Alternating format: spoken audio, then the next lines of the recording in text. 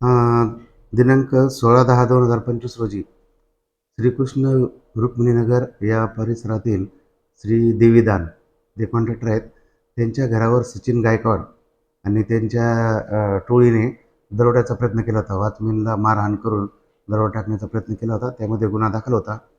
गुन्ह्यामध्ये आरोपी अटक केले होते आणि त्यानंतर आम्ही सदरच्या आरोपींवर सचिन गायकवाड आणि त्याच्या पूर्ण साथीदार जे आहेत त्यांच्यावर मोक्का अन्वये कारवाई केलेली आहे. किती जणांची टीम होती टोटल ते 6 आहेत. आणि त्यांच्यावर ज्या ज्या कारवाया केल्या त्याच्यामध्ये कोणकोणते पोलीस तुमच्याबरोबर सहभागी होते?